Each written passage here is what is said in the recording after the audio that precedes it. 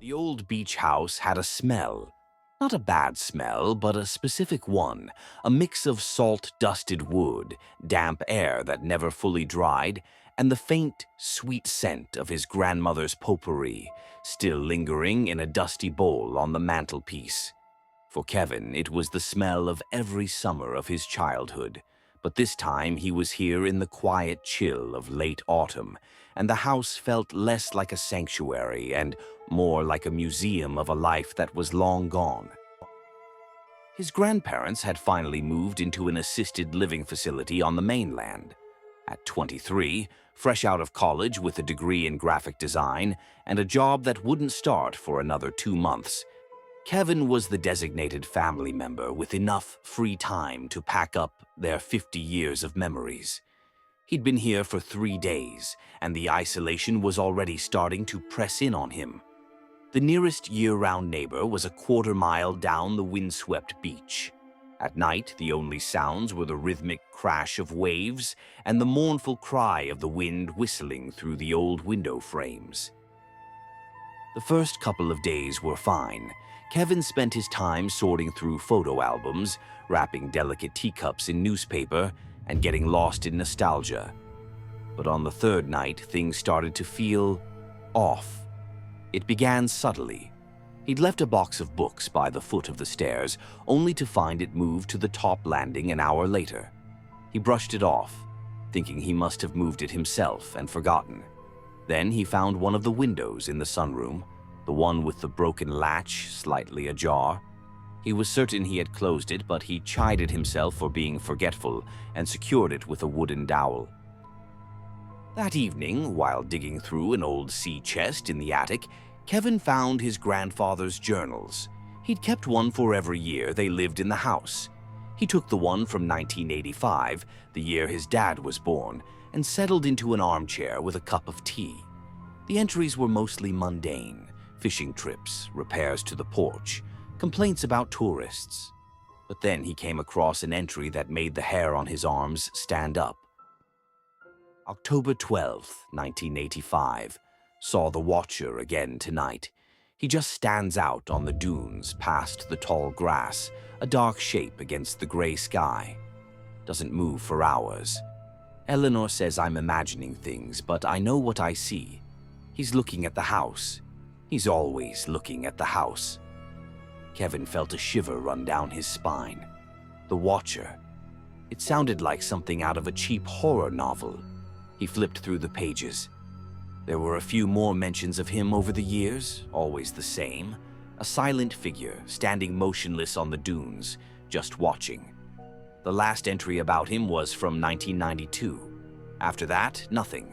Kevin told himself it was just an old man's spooky story, a way to deal with the loneliness of the off-season.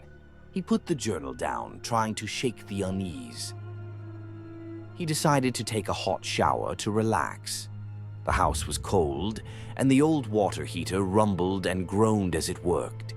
As he stood under the steaming water, he heard a sound from downstairs, a soft, scraping noise. His heart jumped into his throat. It's just the wind, he told himself. The house is old, it makes noises. But this sound was different. It was deliberate. Kevin turned off the water, wrapped a towel around his waist, and listened. Silence. Nothing but the distant roar of the ocean. His mind was playing tricks on him. The journal had put him on edge. He crept out of the bathroom and tiptoed to the top of the stairs, peering down into the dimly lit living room. Everything looked the same. The fire in the hearth had died down to glowing embers, casting long, dancing shadows on the walls. Then he saw it. On the old hardwood floor, just inside the front door, was a small, wet footprint, and beside it a few grains of sand. Panic, cold and sharp, seized him. Someone was in the house, or had been. His breath caught in his chest. He backed away from the stairs, his bare feet silent on the wooden floor, and retreated into his grandparents' bedroom, the one he'd been sleeping in. His hands trembled as he fumbled for his phone on the nightstand. He quietly locked the bedroom door, his heart hammering against his ribs so hard he thought it would burst. He dialed 911, his voice a barely audible whisper as he explained the situation to the dispatcher.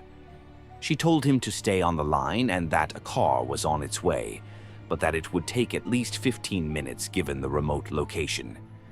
15 minutes. It felt like a lifetime. Kevin huddled in the corner of the room, clutching the phone, his eyes darting around the shadows. The only light came from the moon filtering through the window. And then he heard it again. A floorboard creaked, not downstairs, but right outside his door.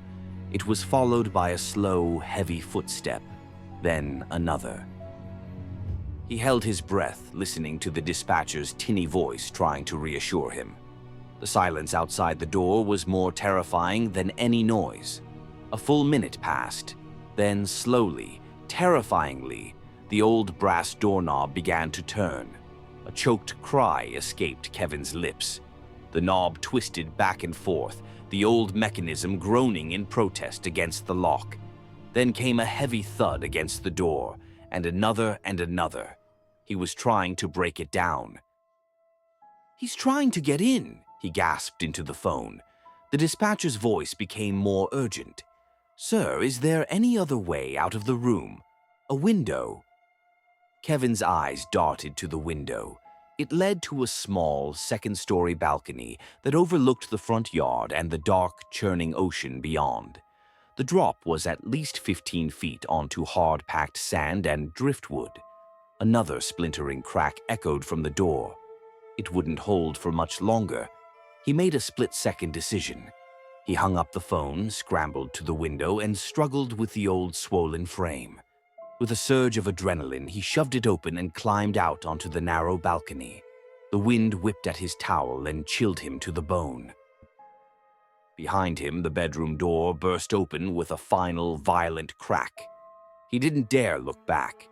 He swung his legs over the wooden railing, dangled for a second, and let go. He landed hard, pain shooting up his ankle, but he didn't stop. He scrambled to his feet, ignoring the throbbing, and ran. He didn't run towards the road. He ran into the darkness of the dunes, hiding amongst the tall, sharp grass, just like the watcher in his grandfather's journal. From his hiding spot, Kevin saw the flashing red and blue lights of the police car finally arrive. Officers swarmed the house, guns drawn. He waited, heart pounding, until one of them called out, saying it was clear.